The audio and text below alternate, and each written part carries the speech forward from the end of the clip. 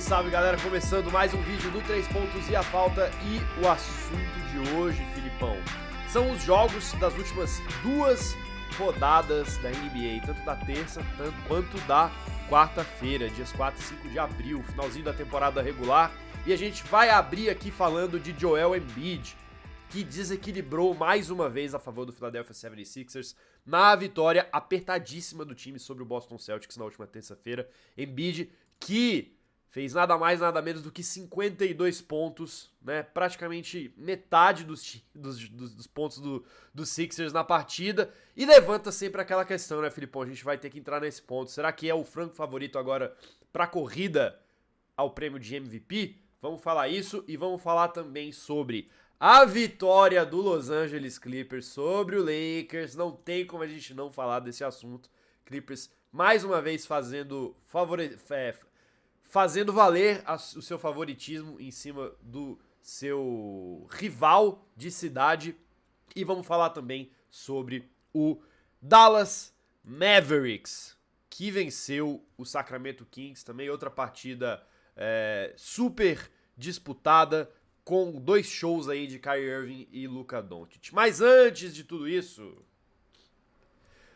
hora da gente pedir aqui o seu like, você que está assistindo a gente pela primeira vez, espectador ou espectadora recorrente, já deixa o like aqui, que ajuda muito a gente a chegar a cada vez mais pessoas no YouTube. Assim que o algoritmo entende que vocês estão gostando desse conteúdo, e é assim que o YouTube passa ele mais pra frente, mais pra outras pessoas. E se você tá aqui pela primeira vez, assine o canal 3 Pontos e a Falta para você receber os vídeos novos aqui sempre que a gente estiver publicando. Vai ter muito vídeo nos playoffs, então a gente espera vocês por aqui. Filipão, cara, assim, o que o Embiid tá jogando no nível top 3 da liga desde o início da temporada é chovendo molhado, a gente já sabe disso. Mas me parece que nesses últimos jogos ele tem sido, né, parece que ele tem dado aquele último gás ali, né? A gente sabe que esse é o período da temporada em que o corpo votante dos prêmios começa ou a decidir, alguns chegam até a declarar o voto, né? Eu já vi algumas pessoas da mídia americana, pra quem não sabe, que a votação de MVP ela leva em conta um júri especializado, né? E sim, muita gente já declarando que vai votar no Embiid, assim, de uma maneira que eu acho que eu nunca vi um jogador receber tanto apoio antecipado ao prêmio, assim, né? É tudo isso mesmo, Filipão? Não, vendo o que ele fez contra o Boston Celtics me deixa muito animado, porque de fato foi uma partida em que absolutamente nada caiu pro time dos Sixers, e em contrapartida tudo caiu pro Joel Embiid. E aí, quando a gente põe na balança, né, o termo MVP, o cara mais valioso do seu time, ele, nesse jogo que mais importava pra Filadélfia, fez valer, né? Eu senti que ele vestiu a faixa do Rambo, literalmente, jogou como MVP e carregou o time, Bruno. Uma vitória muito, muito importante, porque o Sixers estava 0-3 contra esse mesmo Celtics na temporada inteira. Ou seja, valia um pouco mais para eles do que para Boston, propriamente dito, que entrou no jogo poupando o Jaylen Brown e o Time Lord, né? E o Robert Williams. Quando aconteceu isso, eu já percebi que Boston não teria a mesma intensidade que Filadélfia, né? Então o que aconteceu? Por mais que o Joel Embiid tenha feito esse jogaço e o jogo foi apertado, me mostra que apesar dessa vitória, algumas fraquezas foram expostas desse time dos Sixers, né? Até por isso o jogo foi muito defensivo, super calculado, baixo aproveitamento de quadra dos dois lados, como eu mencionei. Mas o Joel Embiid, Bruno, ele queria esse jogo, cara. Ele, sabendo que o Jason Tatum ia estar do outro lado da quadra, e são esses embates que a gente gosta de ver, né? O MVP, Bruno, não é um cara que cresce contra times pequenos, né? Ou contra adversários irrelevantes. Não tô alfinetando ninguém aqui, gente. Eu só dizendo que eu aprecio caras que crescem e que querem jogar esses embates. E posso falar um negócio? Só rapidinho, claro, para complementar. Eu acho que esse tipo de atitude deveria ser, às vezes, mais levada em conta do que puramente as estatísticas, né? É aquela velha discussão que a gente sempre tem quando vai falar de MVP aqui, né? O que vale mais? Com certeza. É estatística individual, né? É uma performance acima da média? É a hora que ele crescer no momento certo? Então, pra mim, isso é opinião minha, eu valorizo mais. Eu acho que isso deveria ser valorizado mais. Mas vai lá. E disponibilidade também, né, cara? Talvez na carreira do Embiid ele nunca tenha sido tão disponível para os Sixers como ele tem sido esse ano. A gente vê alguns jogadores disputando. O Giannis, por exemplo, foi o oposto, né? Ele nunca descansou tanto num ano, né? Por conta de lesões também. O Jokic Eden voltou agora, essa semana, só contra o Rockets, eles perderam, inclusive. Mas o Embiid é o contrário, Bruno. É um cara que tem querido jogar, está sempre disponível e entrando com uma mentalidade diferente. Ele evoluiu a mentalidade dele. Não à toa, 52 pontos, como você mencionou, 13 rebotes, 6 assistências e 2 blocos. Chutou 20 de 25 de quadra, ele errou só 5 arremessos e foi para a linha de arremesso de livre 13 vezes e fez 12. E defensivamente, o cara foi positivo 17, foi o maior plus-minus do jogo, o que é muita coisa, já que a gente está falando de um time muito defensivo do Boston Celtics. Então, Bruno, foi absolutamente dominante.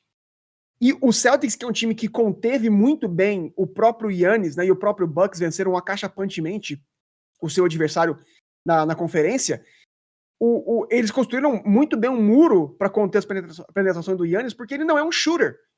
Então, quando o Giannis não consegue penetrar e fazer a bandeja ou a enterrada, ele acaba se enrolando porque as bolas dele não caem. É o contrário do Joel Embiid, Bruno. E por isso que o Embiid teve um jogaço contra o Celtics. Eles fizeram até um muro ali no garrafão, fizeram muito switching, colocaram diferentes corpos em cima do Embiid, mas ele abusou do post-up, da fisicalidade dele. Ele batia nos caras, tanto de costas quanto de frente, abriu espaço entre ele e o marcador, pulava e acertava o mid-range de uma maneira, assim, automática. Como eu falei, errou apenas 5 arremessos o jogo inteiro, o que foi incrível. E o melhor, Bruno, foi super agressivo no quarto-quarto, que é algo que a gente criticava ele no ano passado, né? Ele sumia às vezes quando o jogo pegava no clutch time, o Embiid não conseguia reproduzir performances boas, o que não aconteceu anteontem. Foi super dominante. E mesmo quando o Boston finalmente resolveu fazer o double team nele, que a propósito eles não fizeram o jogo inteiro, e no quarto ou fizeram, ele levantou a cabeça e encontrou o PJ Tucker para 2 bolas de 3 cruciais no perímetro, ou seja, até nesse quesito, até na tomada de decisão, ele foi super clutch. Então, fiquei muito positivamente espantado pelo Joel Embiid pessoalmente. Vitória imensa para os Sixers, como eu falei, ganha em confiança, mas curiosamente eu saio com mais fé em Boston nos playoffs do que nos Sixers. Porque, como eu mencionei, Boston entrou sem 2 titulares, jogou o jogo assim muito mais desinteressado do que os Sixers, e o Sixers teve que suar ainda assim. O seu Embiid não tem esse jogo antológico, eles não ganham. E se de um lado o Derek White fez 26 pontos, o Marcus Smart fez 17 pontos, o Brogdon fez 18, tirando o Harden que fez 20, Tobias Harris fez 5 pontos, o Maxey fez 5, e o DeAndre Melton e o George Niang do banco, zerados. Ou seja, isso me preocupa muito. É um time que nesses jogos grandes, enquanto uns... É o tipo de... Até o que motivou aquela fala do Doc Rivers depois do jogo contra o Celtics, né? Ele vira e fala, a corrida pra MVP acabou, né? O cara, depois de um jogo desse, acabou. Exato. E a entrevista do Embiid em quadra ainda depois do jogo foi muito, muito marcante pra mim, porque a entrevistadora pergunta pra ele sobre a vitória, e ele, ao invés de comemorar, ele se mostra extremamente preocupado. Falando, olha, a gente tem que melhorar. Não foi bom. Porque até eles até tiveram chance de perder, né, Bruno? A gente tava vendo a partida e comentando entre nós. Sim. Eles consideram turnovers, cara, infantis pro Boston. O Boston teve a chance 2 vezes de fazer o game winner, mas não fizeram.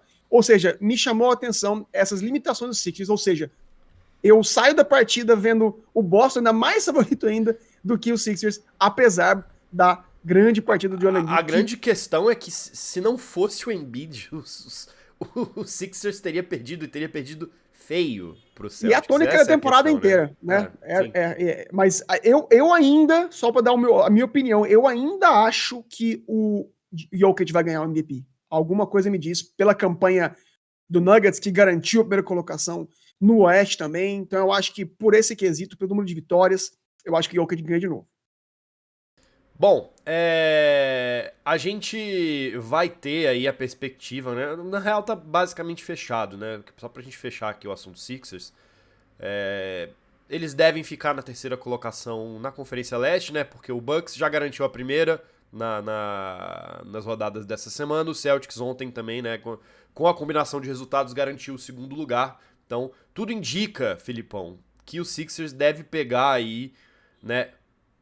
Curiosamente, a única seed que está indefinida na Conferência Leste no momento, que é a seed de número 6. Porque a gente tem o Brooklyn Nets, que tá com 44-36, e o Miami Heat tá com 42-37. Mas se eu tiver que chutar pela tabela dos dois, pelos desempenhos recentes, eu vejo o Brooklyn Nets confirmando essa sexta seed. Você acha que é talvez um bom adversário pro Sixers ganhar confiança nessa primeira rodada de playoffs, ou tem que tomar cuidado, como o próprio Embiid diz, pode melhorar? Eu acho que tomar cuidado com qualquer adversário que seja. O Miami Heat é um time que engrossa o caldo e já em alguns anos vem enfrentado inclusive vão jogar hoje, né? Hoje, na quinta-feira que a gente tá soltando o vídeo, eles vão jogar. Olha aí, então é um rival direto. Ano passado o Heat atropelou o Sixers, que sempre tem problemas nos playoffs. Então eu acho que o Sixers agora não tem que pensar em adversário. Eles têm que realmente dar respostas. Eles têm que mostrar que são um time que pode ser confiável, que pode ser levado a sério. E em termos de matchup, eu acho que são dois times muito físicos, são times altos. Eu acho que Miami ainda tem menos peças físicas para conter o Embiid. Miami tem só o Bam Adebayo, trouxe o Kevin Love, que pode fazer a boa ali no garrafão também, mas o Brooklyn agora com esse novo time tem mais wings para conter tanto o James Harden no perímetro, quanto o Embiid com o Claxton lá dentro, e o Finney-Smith também. Então, ou seja, eu acho que vai ser dois embates completamente abertos e que vão exigir um grau de concentração do Sixers que a gente não viu ainda nos últimos playoffs, então eu tô curioso para ver como é que eles vão responder. Muito bem, vamos mudar aqui então agora de assunto, Filipão, e vamos falar de Los Angeles Clippers 125, Los Angeles Lakers 118. Placar com apenas 7 pontos de diferença, que não conta muito bem o que foi a história desse jogo, que foi basicamente o Clippers dominando o seu rival local, como tem sido, inclusive, nos confrontos recentes dos dois, né? A gente tá com essa vitória do Clippers, são 11 vitórias consecutivas pra cima do seu principal rival. O Clippers já igualou, né, a sua maior sequência de vitórias contra o Lakers. O anterior tinha sido entre 2014 e 2016, também 11 vitórias, e agora iguala essa sequência aí que começou, Filipão, lá em 2020. Bom, e o jogo basicamente foi o Clippers sabendo explorar muito bem as falhas defensivas do Lakers, né? Começou muito forte, o Lakers reagiu, mas em nenhum momento a defesa do Lakers conseguiu segurar o Kawhi Leonard, especialmente o Norman Powell, fez uma partidaça. E como é que você viu esse jogo aí, Filipão? Pra ser bem honesto, eu fiquei decepcionado. Eu fiquei decepcionado porque o hype que a gente criou, que a mídia esperou, né? Os fãs de basquete, né? E era um jogo super importante, valia a classificação direta pros playoffs. Muito provavelmente esse é o jogo que vai deixar, de fato, o Lakers na 7ª colocação, vai ficar no play-in. Então, tipo, não é só porque era uma coisa, rivalidade local. Exato, era um jogo que realmente valia muita coisa na temporada regular, né? Exatamente. E quando a gente viu o Lakers começar com o time titular, né, anunciou-se que os grandes do Lakers seriam decisões de última hora, mas quando eles anunciam a lineup titular e com a força total, eu fiquei animado, porque a gente viu que eles entenderam também que era um jogo crucial a temporada inteira.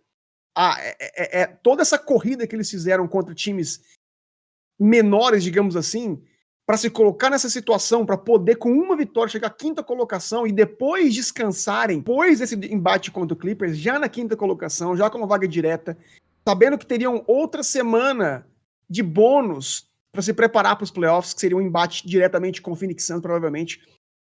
Mas o que eu senti foi, obviamente, dada a partida extremamente física e intensa que eles tiveram com o mesmo Utah Jazz na noite anterior, eles entraram muito mais cansados do que o Clippers e não conseguiram manter a mesma intensidade e agressividade. E um adversário que quis muito vencer.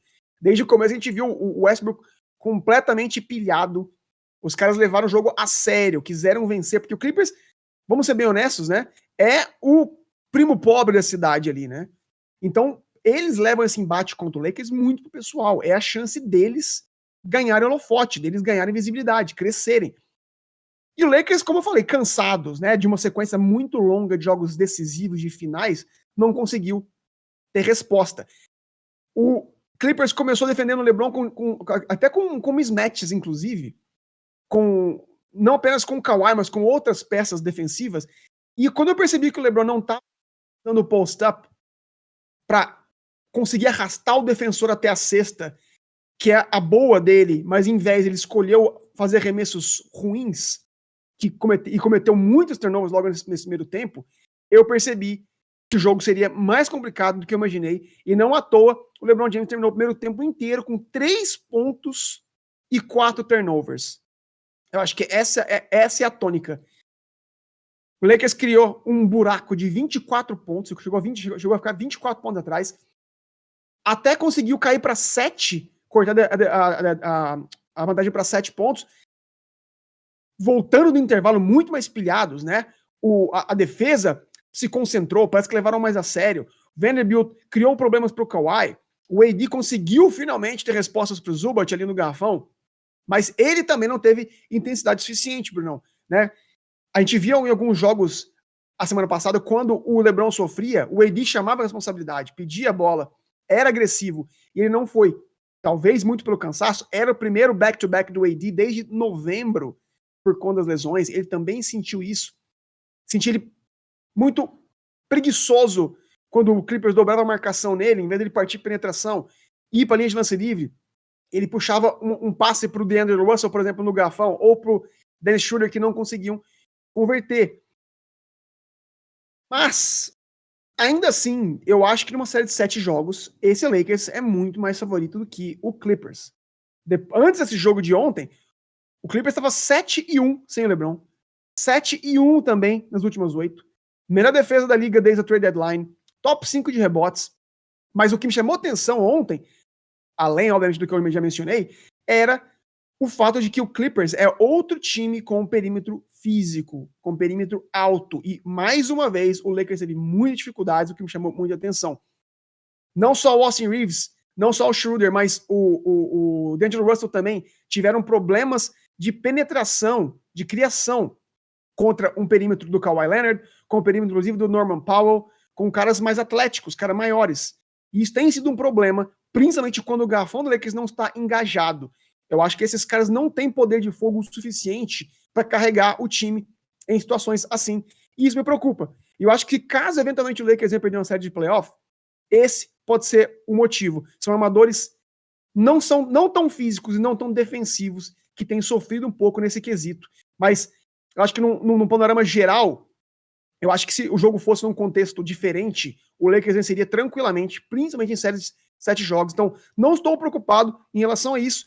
Mas, Bruno, como você falou, o Lakers, em vez de se classificar direto, agora praticamente garante um jogo extra no play-in, que é um mata-mata, que é um jogo só, em que tudo pode acontecer.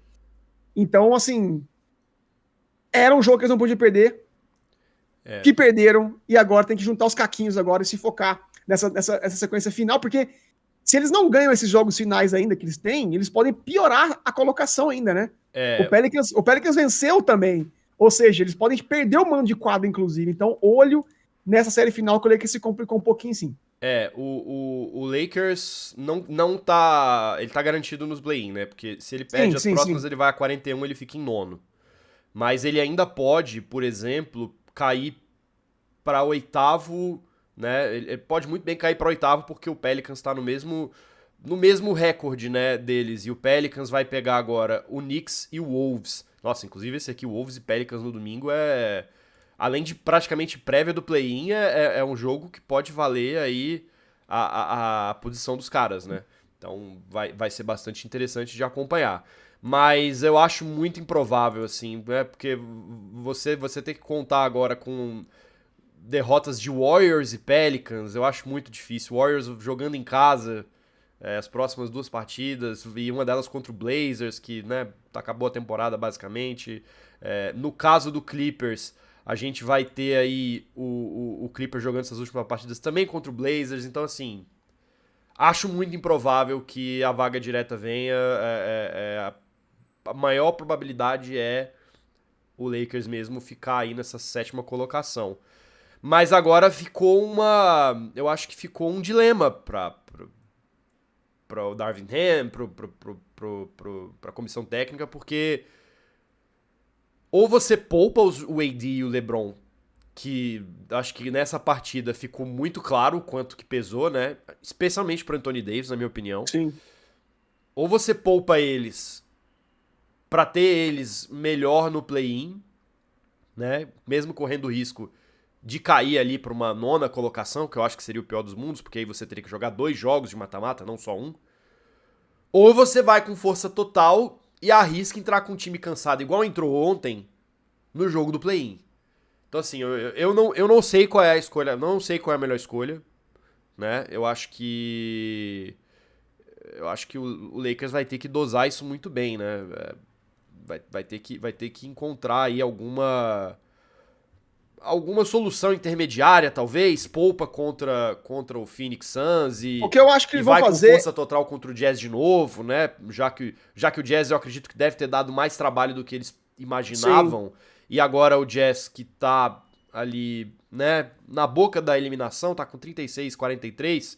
Acho que dependendo dos resultados pode até ser que entre a rodada do domingo provavelmente eliminado. Então... eu não sei. Vamos ver. Acho que vai ser algo complicado pro Lakers prestar atenção, mas assim, né? Vamos ser bem honestos aqui.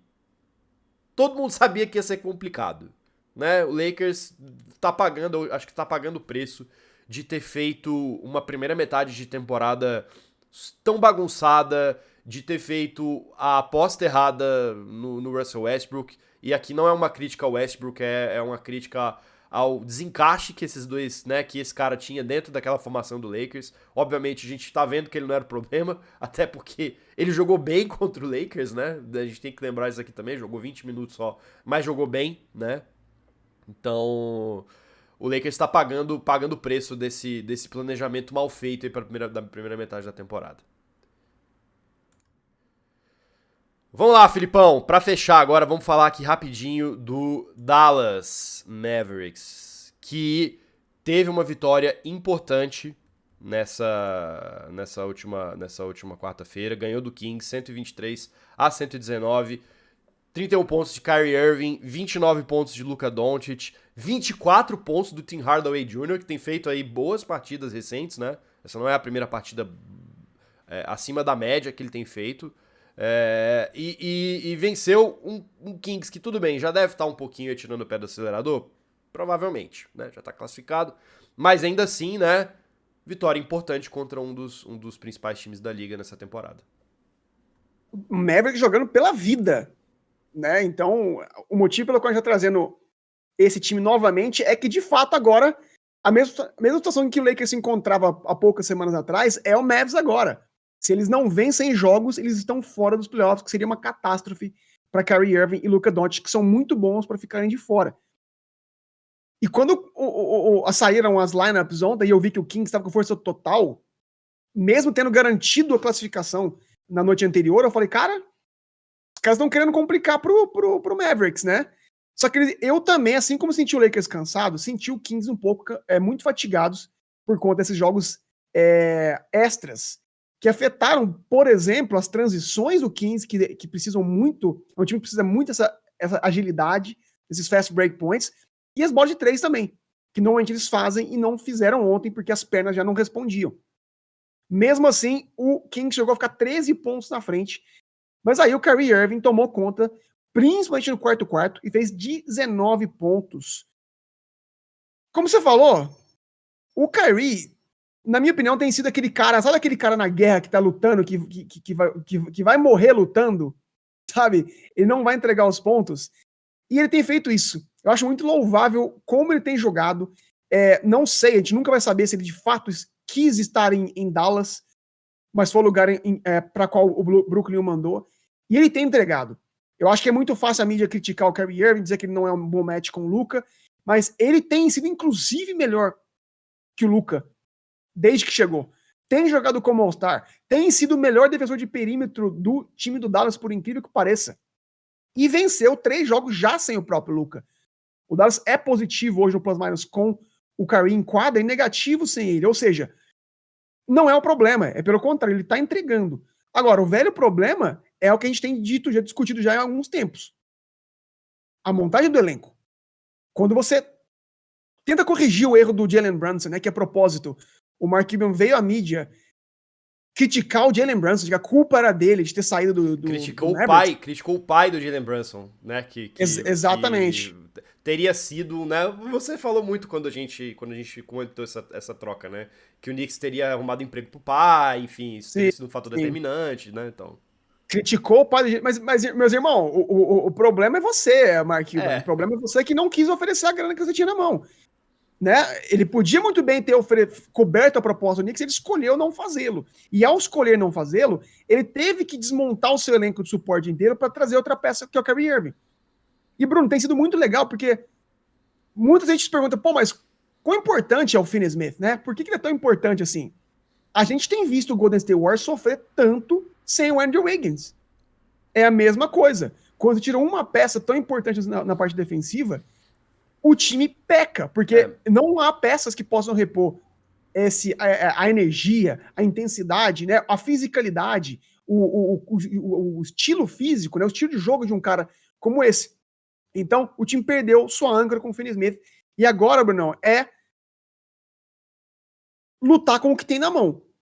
Eu acho que o Dallas tem um problema muito grande agora, porque eles têm que enfrentar o Bulls e depois o San Antonio Spurs, e torcer para que o Oklahoma perca pelo menos um jogo contra Jazz ou Grizzlies, ou seja... 2 times que meio que tem poucos incentivos para jogar para valer no final de temporada regular, né? O Memphis está classificado e o Jazz, dependendo da combinação de resultados, talvez possa estar eliminado, né? Tem exatamente essa possibilidade. Mas mesmo assim, é aquilo que a gente falou. Eu acho que assim, tá sendo louvável ver o que o Kyrie tá jogando. Estou preocupado também com o que o Luka tem apresentado, vale dizer isso. O Luka, pra mim, tá com uma linguagem corporal completamente errada. Ele não tem sido dono do time ultimamente. Se não fosse o Kyrie, eles não estavam nem nessa posição. Então o Luka tem que rever um pouco o que ele tem jogado esse ano, que eu vejo ele batendo um platô. Né? Não teve aquele ano de MVP que muita gente, inclusive, achou que ele seria. Me parece que ele tá... Acho que não é nem um teto de habilidade. Parece que ele tá desanimado. E isso preocupa muito. É visível. Isso preocupa demais. Sim. É visível. Preocupa muito. Porque, por mais que Dallas consiga vencer, por mais que eles passem em 10º, eles têm confrontos contra ou o Pelicans ou contra o Timberwolves. São 2 equipes muito mais físicas, mais atléticas, mais profundas do que eles e que têm vantagem, que devem vencer tranquilamente, porque esse time do Mavs tem mostrado dificuldades contra equipes exatamente assim. Então não há aspirações altas, e acho que até por isso, como você mencionou, o Doncic está visivelmente desanimado. Isso preocupa demais, como a gente falou no último vídeo e em outros vídeos. Vamos ver o que vai acontecer com esse time do Mavs na pós-temporada. Kyrie fica, não fica? E o Luka pede paciência de vez com o Mark Cuban, pede chapéu também. Muita coisa pode acontecer, então vamos ficar de olho nessa última semaninha. Muito importante para o Mavs. Vamos ficar de olho, e agora a gente quer saber de você. O que você espera desses últimos dias aí de temporada regular, né? Jogos estão acabando no domingo. Semana que vem a gente tem play-in e logo em seguida, Filipão, playoffs. Conta pra gente aqui a sua expectativa. Não se esqueça de curtir aqui o vídeo do 3 Pontos e a Falta, assinar o canal pra receber novos vídeos e compartilhar com seus amigos. Compartilha no Zap aí, grupo de Zap de basquete, da sua torcida, enfim, o pessoal que acompanha a NBA com você. A gente espera vocês de volta aqui pro próximo vídeo. Filipão, tamo junto. Até mais, galera. Tchau!